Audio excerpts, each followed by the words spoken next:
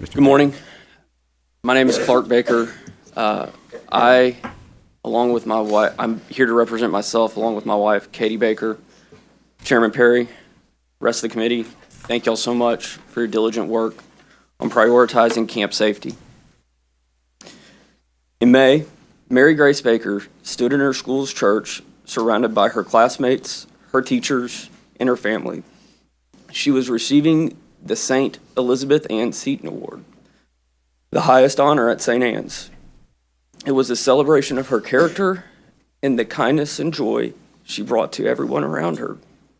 We all gathered there to honor the way she lived her life, her faith, and touched our lives.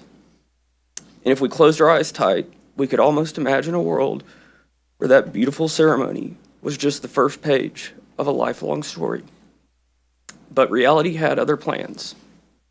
Just a few weeks later, we found ourselves in church once again with the same faces, the same classmates and teachers, not celebrating Mary Grace's award, but celebrating Mary Grace's far too brief life. As I mentioned earlier, my name is Clark Baker.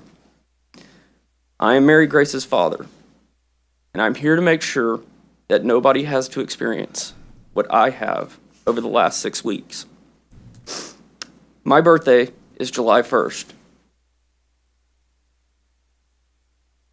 The picture you are seeing was my last living memory of my daughter. Mary Grace was born in April of 2017. 2 months later, my wife lost her grandmother. And 4 months after that, I lost my own mom. Mary Grace was the light that helped all of us in the family through that dark moment in time. And shine she did.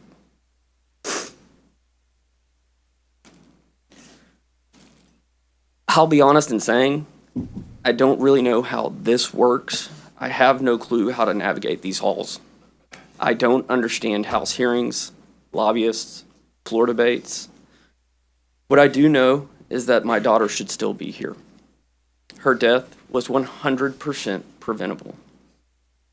Complacency, among other things, led to the deaths of 27 amazing, innocent, beautiful girls. We can't let complacency claim the life of another child. We simply ask for mandatory, common sense, state-regulated safety protocols for camps. That's it. One thing I forgot to mention. We're from Beaumont, Texas. We know about floods, and we understand that Mother Nature can rear her ugly head. But that's not an excuse. Camps, especially those in areas prone to flash floods, should have adequate warning systems and not build cabins in dangerous floodplains. Period. Surely don't put 8 and 9-year-olds in them. Have a legitimate evacuation plan. Know the plan. Practice the plan. Train workers and counselors to implement the plan.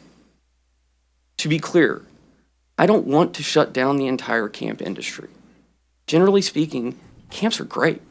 Hell, Mary Grace was having so much fun, she didn't even have time to write her family a note. I simply ask that our camps be held to a standard similar to other institutions that oversee our children. At the end of the day, Hurricane Harvey hit us hard, and the very next year, we were blasted by Hurricane Imelda. These disasters were both considered 500-year floods.